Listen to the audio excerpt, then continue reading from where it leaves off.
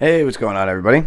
Welcome to the channel. If you enjoyed this review, please drop a like and please subscribe down below. I appreciate all the support from everybody. And as you can see, we have a kind of classic looking Nike box in front of us. If you guys are not familiar with the sneaker that comes in this box, wait a second, I will get to the label. Nike swoosh in the corner with the Nike word across the top, a little bit of text there on the side, and this is what we are looking at. It is a Nike Blazer Mid 77 VNTG, which stands for vintage. If we bring it up closer, you can see the colorway is Sail Dark Smoke Gray. USD was $100 suggested retail. This is a men's size 12. Now, if you have not owned a pair of Blazers before, I feel like they run long personally, so I would say go down half a size, but some people say they are more of a narrow running sneaker, so if you have an extremely wide foot, I would say stay true to size. I wouldn't size up in these particularly, though. I personally like to size a half down in these. You'll see that in text. Once again, these released in October of this month, but they were delayed a little bit. I think they came out around October 28th or 29th, and retail was $100. And this is what we are looking at today. So what you have in front of you, these are called the Dia de Muertos, or de los Muertos, which is in Spanish, Day of the Dead, celebration of life and death while honoring loved ones and family. This year, I believe it was celebrated on November 1st and ended on November 2nd. And what Nike did was honor the holiday in a couple of different silhouettes. You have a Jordan 1 Mid, which, yes, I did try to get, but unfortunately could not. You had a Nike Daybreak version, and any other pairs you'll see in the photos. I just can't remember all the models off the top of my head. In this pair specifically, we do have kind of this debossed paneling leather. Now, Nike says that the debossed paneling, including the Nike logo, which I'm assuming they're talking about the swoosh here, will rub off over time to show brighter colors. And I think that's a really unique touch. I'm not sure how many people knew that the upper or part of the upper, like this debossed paneling and the swoosh, rubs off. I don't think they're talking about the Nike logo back here. I'm pretty sure it is the swoosh here. We will bring it up closer so you guys can see the detail.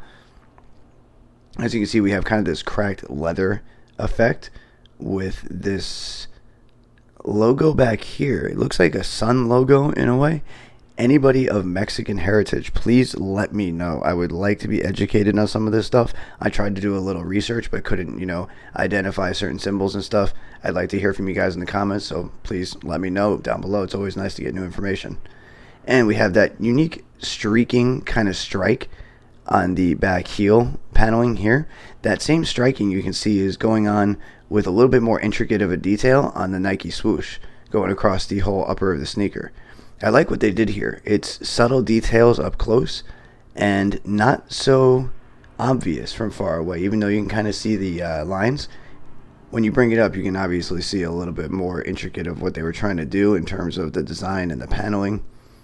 And you have this light salmon, soft pink, and a soft kind of baby blue going across the toe cap on the toe box right there. There's a look at that cracked leather.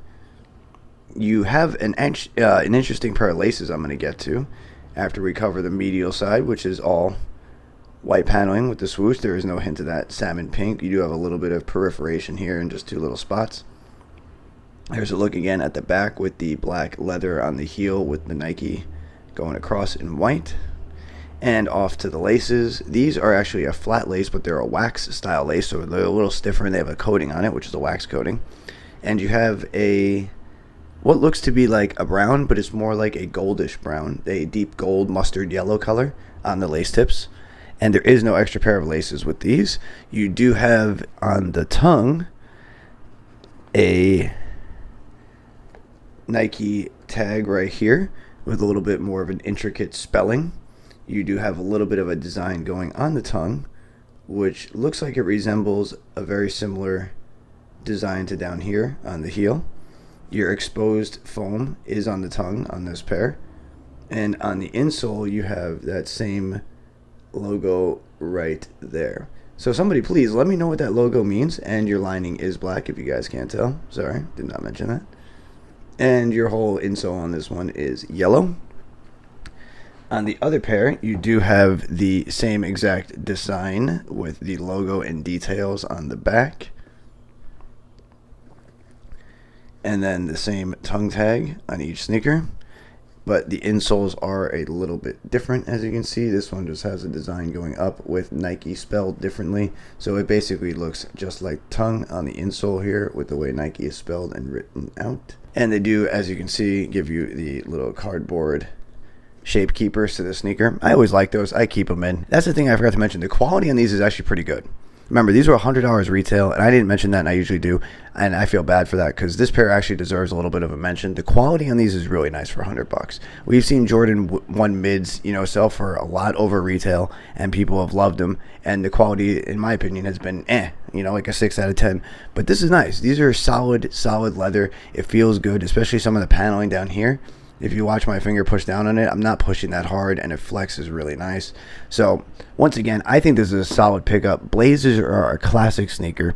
They also have a form of a blazer with a little bit more of padding, which you might want to size to your normal size instead of a half size down, because those are an SB iteration of the blazer. But normal blazers, I would once again stay a half size down. That's what I felt comfortable with. And other than that, it's a classic silhouette. Keep your eyes on blazers. I think they're going to start doing a lot better in the near coming future. In my opinion, these are a good pickup for anybody who wants to get something right now that's not too crazy overpriced, because SBs, good luck getting them now. They are through the roof on every pair, and they're near impossible to get for every pair. I've tried grabbing some for reviews for you guys, but have been obviously unsuccessful. But other than that, let me know down in the comments what you think of the Nike Blazer Mid 77 vintage. Dia de los Muertos. And other than that, I thank you guys for stopping by today. It'll be great to get some conversation going in the comments. Good to hear from everybody. I hope you guys stick around. I have more content coming soon, and I hope you guys have a great day. All right?